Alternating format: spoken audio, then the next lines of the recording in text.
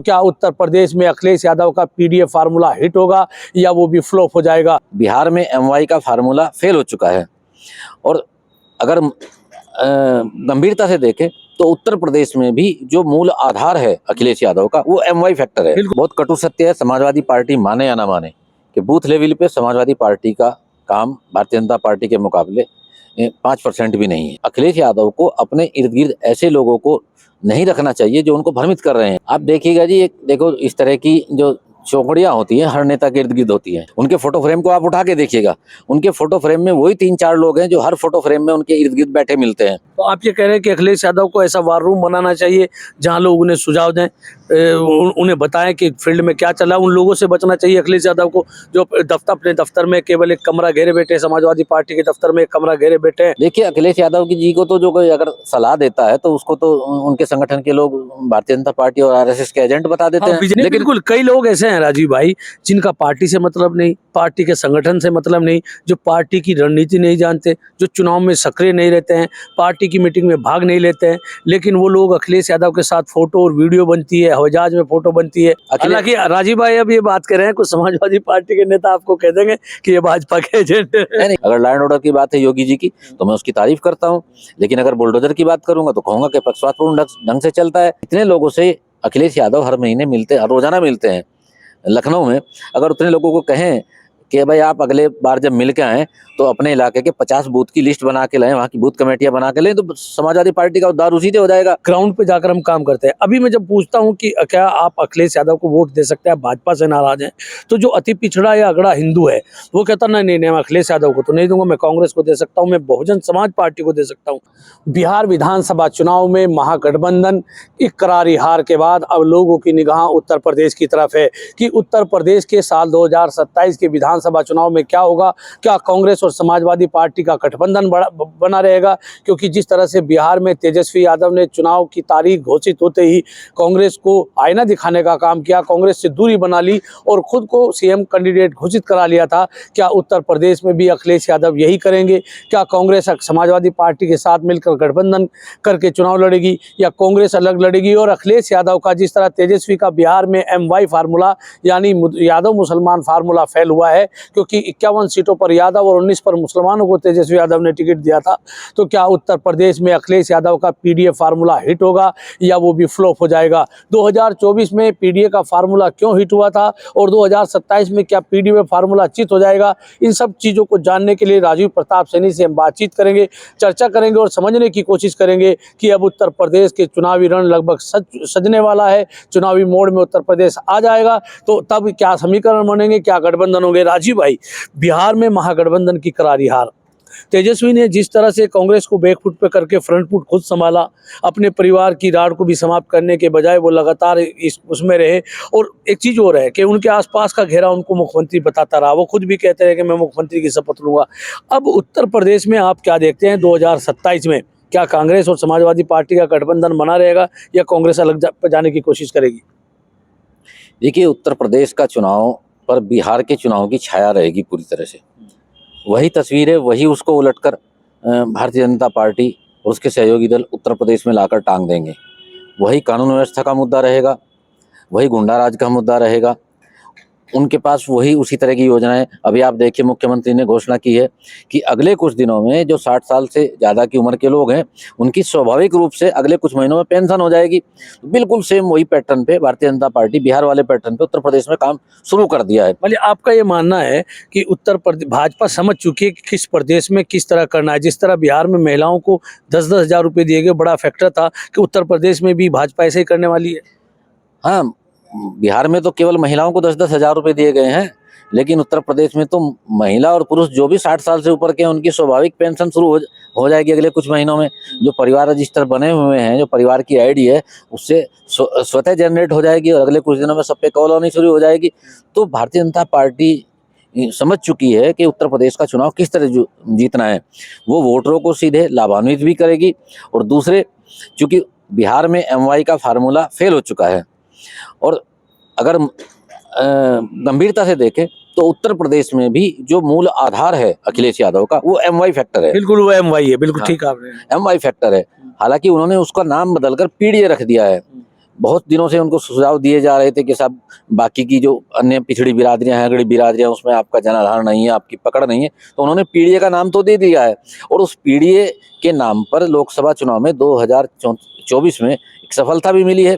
लेकिन यह भी एक विश्लेषण का विषय है कि क्या वो पीडीए के आधार पर सफलता मिली है या अमित शाह और योगी के बीच में जो लड़ाई थी उसके आधार पर, और कांग्रेस का जो इस्तेमाल किया उत्तर प्रदेश में अखिलेश यादव ने, उसके आधार पर ये सफलता मिली है। बिल्कुल राजीव भाई, आपने ठीक कहा। जब 2024 का चुनाव में कवर कर रहा था, तब पिछड़ों में और दलितों में जाकर के हम जब बात करते तो वो कहते हैं कि संविधान, क्योंकि भाजपा के कई नेताओं के बयान आते थे संविधान बदलने वाला, राहुल गांधी ने इस मुद्दे को धार दी, तो लोग ये कहते थे कि संविधान बदल देगी भाजपा अगर 400 पार आ गई।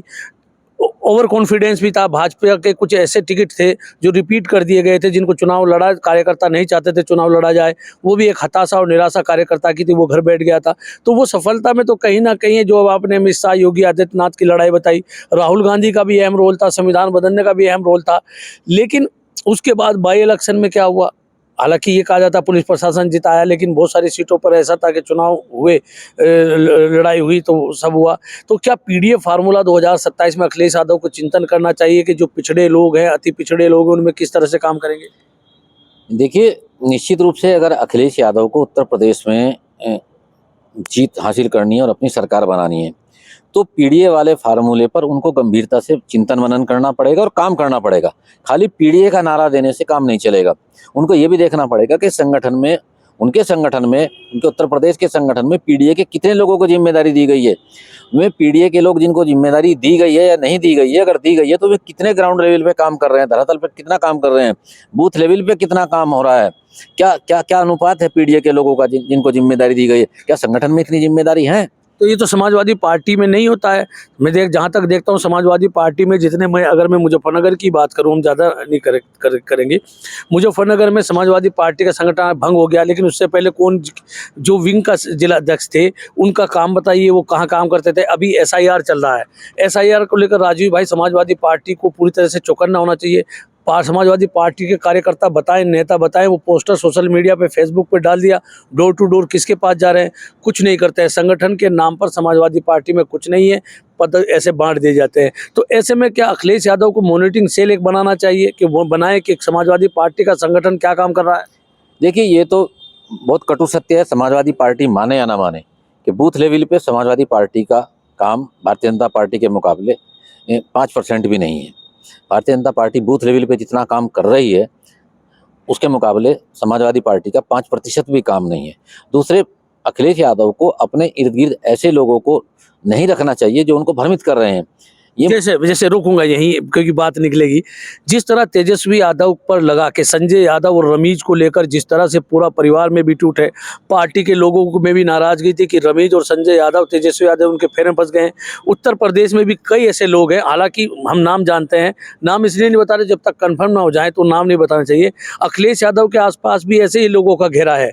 कुछ लोग हैं जिनका जनाधार नहीं है, जो जनता से जुड़े हुए लोग नहीं है, एक दफ्तर में अपना कमरा घेरे हुए बैठे हैं, वो कमरे से बाहर नहीं निकलते, कमरे में बैठकर ही पूरी रणनीति अखिलेश यादव को समझा देते हैं। और यही नुकसान अखिलेश यादव को 2022 में भी हुआ। आप देखिएगा जी, देखो, इस तरह की जो चौकड़ियाँ होती हैं हर नेता के इर्द गिर्द होती हैं। ये उस नेता को देखना है कि उसको किसकी सलाह माननी है और किसकी नहीं माननी है, और कौन ऐसे काबिल लोग हैं जिनका उसको अपनी राजनीति में, अपने चुनाव में इस्तेमाल करना है। आप अखिलेश यादव हफ्ते में 3-4 दिन लखनऊ रहते हैं, अपने पार्टी कार्यालय पर हजारों लोगों से मिलते हैं, लेकिन आप देखिए कि उनके फोटो फ्रेम में कौन लोग लगातार रहते हैं। उनके फोटो फ्रेम को आप उठा के देखिएगा, उनके फोटो फ्रेम में वही 3-4 लोग हैं जो हर फोटो फ्रेम में उनके इर्द गिर्द बैठे मिलते हैं। सबसे बड़ा सवाल ये, क्या वे समाजवादी पार्टी के रणनीतिकार हैं? उनका आधार क्या है? दूसरी बात, अखिलेश यादव के बारे में ये कहा जाता है कि वो सुनते बहुत कम हैं। उन्होंने ऐसा कोई वार रूम बना रखा है जहाँ इस तरह की समीक्षा होती हो संगठन की? तो आप ये कह रहे हैं कि अखिलेश यादव को ऐसा वार रूम बनाना चाहिए जहां लोग उन्हें सुझाव दें, उन्हें बताएं कि फील्ड में क्या चला। उन लोगों से बचना चाहिए अखिलेश यादव को जो अपने दफ्तर में केवल एक कमरा घेरे बैठे, समाजवादी पार्टी के दफ्तर में एक कमरा घेरे बैठे हैं और वहीं से पूरा समीकरण साध रहे हैं। देखिए अखिलेश यादव जी को तो जो कोई अगर सलाह देता है तो उसको तो उनके संगठन के लोग भारतीय जनता पार्टी और आरएसएस के एजेंट बता देते हैं। बीजेपी का ये भाजपा का एजेंट है जो भी अखिलेश यादव की मंशा के अनुरूप बात नहीं करेगा। हाँ, जो जो उनके हित की बात करता है तो उसको उनकी उनकी टोली के लोग आरएसएस और बीजेपी का लोग बताकर साइड कर देते हैं। अब आप देखिएगा अखिलेश यादव जी के साथ लोग फोटो खिंचवाते हैं जाकर, पार्टी के कार्यकर्ता। कई बार तो ऐसा देखा है मैंने कि एक नेता अगर 3 दिन तक लखनऊ में तो रोजाना पार्टी कार्यालय में जाके अखिलेश यादव के साथ 3 दिन तक रोज फोटो खिंचवाता है, और फोटो की एल्बम बना लिया लोगों ने अखिलेश यादव के साथ में, इतने फोटो खिंचवा रहे हैं। लेकिन बिल्कुल कई लोग ऐसे हैं राजीव भाई जिनका पार्टी से मतलब नहीं, पार्टी के संगठन से मतलब नहीं, जो पार्टी की रणनीति नहीं जानते, जो चुनाव में सक्रिय नहीं रहते हैं, पार्टी की मीटिंग में भाग नहीं लेते हैं, लेकिन वो लोग अखिलेश यादव के साथ फोटो और वीडियो बनती है, हवाई जहाज में फोटो बनती है और वो फिर उसको वायरल करते हैं सोशल मीडिया पर, तो लोगों को लगता है कि अखिलेश यादव सबसे खास आदमी है। तो अखिलेश यादव को जबकि 2027 का चुनाव आने वाला है, ऐसे लोगों के फ्रेम से बाहर आकर उनको अपने संगठन के उन पुराने लोगों की से सलाह लेने चाहिए, उन पुराने नेताओं से मशवरा करना चाहिए जो पार्टी के वफादार हैं, उनको उनसे बातचीत करनी चाहिए, ऐसे लोगों को फ्रेम से निकाल देना चाहिए। और अखिलेश यादव जो फोटो खिंचवा रहे हैं अपनी पार्टी के दफ्तर पर, तो क्या अखिलेश यादव को ये बंद करना चाहिए अगर 2027 का चुनाव जीतना है? नहीं, बंद तो नहीं करना चाहिए, लेकिन उनको काम करना चाहिए। खाली ये नहीं है कि 500 लोग चले गए पार्टी दफ्तर पे और सबके साथ लगातार फोटो खिंचवा, उनका तो सारा टाइम फोटो खिंचवाने में ही खराब हो रहा है ना। मतलब रणनीति नहीं बना रहे हैं। रणनीति नहीं बना रहे हैं। उस भाजपा के सामने, जिस भाजपा के पास पन्ना प्रमुख है, जिस भाजपा के पास एक एक समर्पित कार्यकर्ता है, वो अपनी पार्टी को जिताने के लिए काम करता है, राष्ट्रीय अध्यक्ष से लेकर प्रदेश अध्यक्ष छोटी छोटी चीज़ों की मॉनिटरिंग करते हैं, ऐसे में अखिलेश यादव को भी इस तरह का काम करना चाहिए। एक चीज़ और राजीव भाई मैं आपसे समझने की कोशिश करूंगा, जब मुलायम सिंह यादव समाजवादी पार्टी के राष्ट्रीय अध्यक्ष होते हुआ करते थे, आजम खान, बेनी प्रसाद वर्मा, भगवती सिंह, बहुत सारे नाम ऐसे थे जो सेकंड लीडरशिप समाजवादी पार्टी में हुआ करती थी। अब मैं देखता हूँ कि वो सेकंड लीडरशिप समाजवादी पार्टी में है ही नहीं, जो कुछ है अखिलेश यादव में। जब मुलायम सिंह यादव थे, शिवपाल भी एक जिम्मेदारी समझते थे, शिवपाल यादव की अपनी एक हैसियत हुआ करती थी, तो सब कुछ अखिलेश यादव ने अपने अंदर समाहित कर लिया है, तो उसका भी एक नुकसान समाजवादी पार्टी को है। नहीं, इसमें तो कोई दो राय नहीं है। आज पूरी समाजवादी पार्टी अखिलेश यादव के कब्जे में है। आप देखेंगे फोटो फ्रेम में शिवपाल यादव चुपचाप पीछे खड़े रहते हैं, रामगोपाल यादव का भी उतना इंटरफेरेंस नहीं है। तो समाजवादी पार्टी को अखिलेश यादव अपने हिसाब से चला रहे हैं, और चूंकि पार्टी के मालिक है चलाना चाहिए, लेकिन अगर उन्हें उत्तर प्रदेश की सत्ता में दोबारा काबिज होना है तो उन्हें इस तरह के सवालों का जवाब देना पड़ेगा, जो सवाल आज भी अनुत्तरित हैं, जिनको आने वाले चुनाव में भारतीय जनता पार्टी उठाएगी, उनके सामने आने की तरह रखेगी, उनको उनके जवाब अभी से ढूंढ के रखना पड़ेगा। और सबसे बड़ा मुद्दा कानून व्यवस्था का है, जो आज भी समाजवादी पार्टी और अखिलेश यादव के दामन पर एक दाग की तरह है, जिसको भारतीय जनता पार्टी हमेशा भुनाती है और लोगों को डराती है। लोकसभा चुनाव में डराती है, विधानसभा चुनाव में डराती है कि अखिलेश आएंगे तो माँ बहनों के मंगलसूत्र लूट कर भाग जाएंगे लोग। तो अखिलेश यादव को क्या एक सवाल उठाते हैं, मैं social media handle Samajwadi party का देखता हूँ ट्विटर पे, तो उस पर लगातार कानून व्यवस्था को लेकर सवाल उठते हैं। लेकिन राजीव भाई अगर आम आदमी से बात करेंगे, उत्तर प्रदेश में कानून व्यवस्था पहले से बेहतर हुई है, अपराधियों का एनकाउंटर भी हुआ है, विपक्ष है सवाल उठाते हैं, लेकिन अगर उसको ना उठाकर अखिलेश यादव अपने सरकार में किए गए कामों को उठाएं कि 108 महीने दिया, अगर इन सब चीज़ों का जिक्र वो करें तो ज़्यादा बेहतर होगा, भाजपा से ज़्यादा बेहतर ढंग से लड़ पाएंगे। अगर भाजपा की कानून व्यवस्था, खासकर मैं उत्तर प्रदेश की बात करूंगा, उत्तर प्रदेश में कानून व्यवस्था, आम मुसलमान भी जो भाजपा की वोट देने से डरता वो भी कहता है कि कानून व्यवस्था अच्छी है, तो अखिलेश यादव को अपनी रणनीति बदलनी चाहिए, लॉ एंड ऑर्डर को लेकर नहीं, भाजपा के और कामों पर निशाना हमलावर होना चाहिए। देखिए, गंगा जमुना में बहुत पानी बह चुका है। डायल 100, सिग्नेचर बिल्डिंग, एक्सप्रेसवे, इनसे बहुत आगे बढ़ चुकी है भाजपा। अगर भारतीय जनता पार्टी के कामों को देखें तो इनसे बहुत ज़्यादा काम दे चुकी है। अखिलेश यादव एक्सप्रेसवे, डायल 100, महिला सुरक्षा, सिग्नेचर बिल्डिंग, स्टेडियम, उन्हीं के ताने देते रहते हैं। लोक भवन इन्हीं के ताने देते हैं भारतीय जनता पार्टी को। ऐसा नहीं है कि भारतीय जनता पार्टी ने 10 साल में इंफ्रास्ट्रक्चर खड़ा नहीं किया, उत्तर प्रदेश में कर रही है। लैंड ऑर्डर को लेकर आज विपक्ष के लोग भी कहते हैं कि साहब आधी रात भी कहीं चले जाएं तो लूटमार की घटनाओं में कमी आई है। भले ही योगी जी का जो बुलडोजर है वो पक्षपातपूर्ण ढंग से काम कर रहा हो, इस तरह के आरोप लगते हैं, लेकिन कानून व्यवस्था के मुद्दे पर तो योगी जी के प्लस पॉइंट है। बिल्कुल, ये इसमें कोई शक भी नहीं है। तो इससे बड़ी लकीर, हालांकि राजीव भाई अब ये बात कर रहे हैं, कुछ समाजवादी पार्टी के नेता आपको कह देंगे कि ये भाजपा के एजेंट है। नहीं, कहते रहे, मुझे इस बात से फर्क नहीं पड़ रहा है, क्योंकि मुझे समाजवादी पार्टी से टिकट नहीं चाहिएगा। मैं भारतीय जनता पार्टी का भी उतने ही आलोचक आप हैं भारतीय जनता पार्टी के भी। हाँ, मेरा सोशल मीडिया हैंडल उठा कर देख लीजिएगा। अगर समाजवादी पार्टी का कोई नेता भारतीय जनता पार्टी के खिलाफ इतना लिख दे तो 2 दिन जेल से बाहर नहीं रहेगा। नहीं, बिल्कुल ठीक है। आप पूरा बीजेपी के खिलाफ, बीजेपी के जो आपको नहीं लगता है भाई ये काम बेहतर है, उनके आप लगातार आलोचना करते हैं, लेकिन समाजवादी पार्टी के कुछ नेता आपको कह देते हैं ये भारतीय जनता पार्टी के। नहीं, वो कहते रहे, उनका मन है, मेरा मन बहुत बड़ा है। मैं तो एक निष्पक्ष तौर पर समीक्षा करता हूँ, भारतीय जनता पार्टी के कामों की समीक्षा भी करता हूँ। अगर लॉ एंड ऑर्डर की बात है योगी जी की तो मैं उसकी तारीफ करता हूँ, लेकिन अगर बुलडोजर की बात करूंगा तो कहूंगा कि पक्षपातपूर्ण ढंग से चलता है। तो अखिलेश यादव को इतनी बड़ी लकीर खींचनी पड़ेगी कि योगी जी के लॉ एंड ऑर्डर की लकीर छोटी हो जाए, योगी जी के और जो मोदी जी का मॉडल है विकास का उसकी लकीर छोटी हो जाए।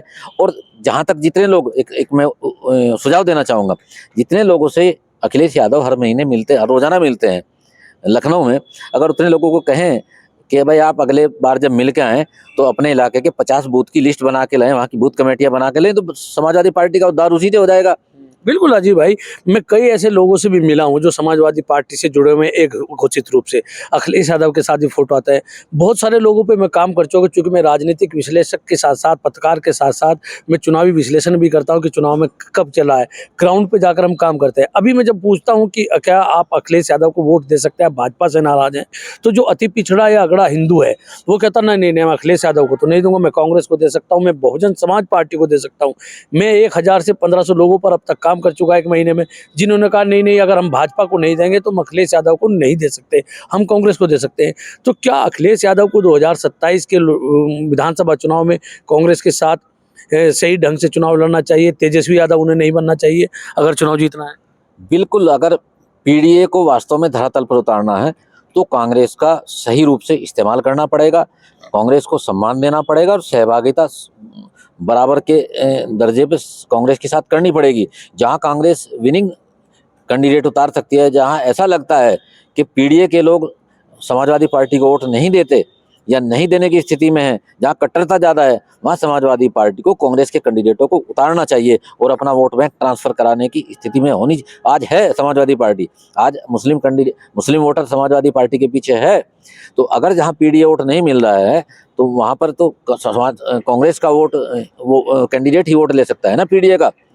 तो इस फार्मूले पे अगर समाजवादी पार्टी चलेगी तो उसको सफलता मुझे लगता है कि जरूर मिलेगी। अगर तेजस्वी यादव बन गए, अखिलेश यादव के चुनाव डिक्लेयर होते ही स्टीयरिंग अपने आप ही थाम लिया, फिर क्या संभावना लगती है 2027 में? देखिए क्या अभी जो सूचनाएं हैं, जितने भी समाजवादी पार्टी के नेता और कार्यकर्ता जाते हैं लखनऊ में, अखिलेश जी सबसे पूछते हैं भाई क्या चल रहा है धरातल पर, तो सब बताते हैं साहब आप मुख्यमंत्री बन रहे हैं, 300 सीट आ रही है। उनका 300 सीट का जो कैलकुलेशन है वो लोकसभा की सीटों के आधार पर है कि साहब 220 के आसपास तो हमारी वैसे ही बन रही है और 60-70 सीट हम और जीत जाएंगे। तो लेकिन स्थिति ऐसी नहीं है। अगर तेजस्वी वाले फार्मूले पर अखिलेश यादव चलेंगे तो मैं आज ये घोषणा कर रहा हूँ कि वो 100 सीट से भी नीचे आ जाएंगे, यानी घट जाएंगी। घट जाएंगे। विधानसभा का चुनाव कभी लोकसभा के पैटर्न पर नहीं होता। नहीं, लोकसभा में तो दूसरे मुद्दे थे, जो संविधान की बात आ रही थी, तमाम लोगों ने वोट दिए। उत्तर प्रदेश की विधानसभा के चुनाव में फिर उत्तर भाजपा याद दिलाएगी 2013 का दंगा, लॉ एंड ऑर्डर, तमाम चीज़ें ये सब ये गिनाएगी। तो ऐसे में अखिलेश यादव को कांग्रेस से एक ऐसी सहमति बना लेनी चाहिए, क्योंकि कांग्रेस के बिना आपने वो विश्लेषण नहीं किया, मैं चुनाव से पहले करने वाला था बिहार के, बिना कांग्रेस के न तेजस्वी जीत सकते हैं न अखिलेश यादव जीत सकते हैं। ये मैं बहुत सारे सर्वे कर चुका हूँ। तो राहुल गांधी का इस्तेमाल अच्छे ढंग से करना चाहिए, प्रियंका गांधी का इस्तेमाल अच्छे ढंग से करना चाहिए। अखिलेश यादव को अगर भाजपा जैसी मजबूत संगठित पार्टी से चुनाव लड़ना है, नहीं, निश्चित रूप से अखिलेश जी को बड़ा मन करना पड़ेगा और प्रियंका गांधी, राहुल गांधी और जो भी छोटे छोटे दल हैं उनको जोड़ने पड़ेंगे और उनकी सहभागिता लेनी पड़ेगी। और अपनी पार्टी की जहां तक उनकी बात है, उन्हें पीडीए के फार्मूले को स्लोगन से हटा करके धरातल पे उतारना पड़ेगा, मेहनत करनी पड़ेगी। और पीडीए में भी उन लोगों को पकड़ना पड़ेगा जो वोट ट्रांसफर कराने की स्थिति में हो, जिनके पीछे वोट हो। खाली ये नहीं कि पीडीए में एक सिंबॉलिक आदमी पकड़ लिया और कहने लगा साहब हमारे पास तो फला बिरादरी का एक आदमी है और वोट उसके पीछे सो नहीं है, उससे क्या फायदा है। जैसे मुकेश सहनी के साथ हुआ, बिहार में हुआ, मुकेश सहनी को मल्ला बिरादरी का बड़ा चेहरा बताएगा, एक भी सीट नहीं जीत पाए। हम बिल्कुल मान लिया, सपोज कीजिएगा, आप मान लीजिएगा, मान लिया में ठाकुर बिरादरी के कुछ नेता पकड़ लेते हैं। आज ठाकुरों के सबसे बड़े नेता कौन है उत्तर प्रदेश में? योगी जी। केंद्र में कौन है? राजनाथ सिंह। और वो ठाकुर नेता मान लिया चुनाव में खड़ा भी कर देते हैं, लेकिन वोट कहाँ से आएंगे उसके लिए? वोट कहाँ से आएंगे? तो उनको ऐसी बिरादरियों पर फोकस करना चाहिए। ये चुनाव अब बिरादरियों पे होगा। और अभी तो उत्तर प्रदेश में SIR लागू हो गया, पहले तो इससे निपटना पड़ेगा अखिलेश यादव को। उसके बाद योगी जी हैं, योगी जी कहीं जा थोड़ा ही रहे हैं। अभी 2027 तक योगी जी को नहीं हटाएगी भारतीय जनता पार्टी। 2027 का चुनाव इन्हीं परिस्थितियों के अंदर होगा, योगी जी चीफ मिनिस्टर रहेंगे। वो अलग बात है कि कल को पर्ची सिस्टम से योगी जी को हटा दें 2027 का चुनाव आने के बाद में, लेकिन अभी योगी जी के चेहरे पर ही चुनाव होगा। और योगी जी की पुलिस भी यही है, योगी जी का डंडा भी यही है, योगी जी का बुलडोजर भी यही है। अब देखें कि उनका PDA वाली टीम अखिलेश यादव की कैसे निपटेगी इससे। तो अखिलेश यादव को क्या जो उनकी आलोचना करते हैं, उनको आईना दिखाने का काम करते हैं, जिस तरह मुलायम सिंह यादव को लोग बताते हैं कि मुलायम सिंह यादव की कोई आलोचना अगर करता था या पत्रकारी खबर लिखता था तो मुलायम सिंह यादव उससे पूछते थे कि ये कैसे है। तो अखिलेश यादव को अपनी रणनीति में, अपने मिजाज में परिवर्तन करना चाहिए। अगर कोई आलोचना करता है तो अखिलेश यादव को उससे सीखना चाहिए, उससे पूछना चाहिए धरातल पर क्या चल रहा है, और उन लोगों से भी क्या राजी भाई बचना चाहिए जो अभी से उनको सत्ताधीश लग रहे हैं। 2022 में भी आपको याद होगा सब लोगों ने अखिलेश यादव को मुख्यमंत्री बना दिया था, और जब नतीजा आए तो क्या हुआ था। बिल्कुल वही दिक्कत सबसे बड़ी यही है कि जो आजकल उनके इर्द गिर्द लोग हैं, उनकी पार्टी के जो जिम्मेदार लोग हैं, चाहे उसमें सांसद हों, चाहे विधायक हों या पदाधिकारी हों, उन्होंने एक कवच बना रखा है, घेरा बना लिया है। उन तक आम लोगों की रीच कम हो गई है बहुत ज़्यादा। तो और दूसरे, जब आम लोगों की रीच कम हो जाती है तो ना तो सही सुझाव जा पाते हैं और ना सही तस्वीर सामने आ पाती है। फिर व्यक्ति को वही दिखता है जो वो दिखाना चाहते हैं। ये स्थिति कमोबेश अखिलेश जी के साथ है। उनके सामने चुनौतियां बहुत है, काम करने को बहुत है। अखिलेश में एनर्जी है, काम कर सकते हैं, चुनाव जीत सकते हैं, सरकार बना सकते हैं, लेकिन काम करना पड़ेगा। बिहार से सबक लेंगे अखिलेश यादव? बिल्कुल लेना चाहिए, बिहार से सबक लेना चाहिए, 100% सबक लेना चाहिए, क्योंकि बिहार के पैटर्न पर ही चुनाव होगा उत्तर प्रदेश में।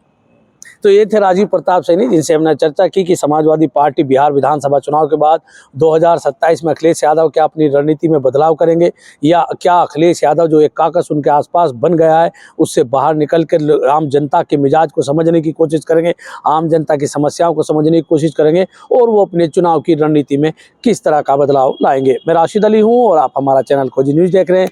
आपसे अनुरोध है कि अगर आपने अभी तक खोजी न्यूज़ चैनल को सब्सक्राइब नहीं किया है तो पहले चैनल को सब्सक्राइब कर लें और कमेंट बॉक्स में कमेंट करके जरूर बताइएगा आपको हमारी वीडियो कैसी लगी। धन्यवाद।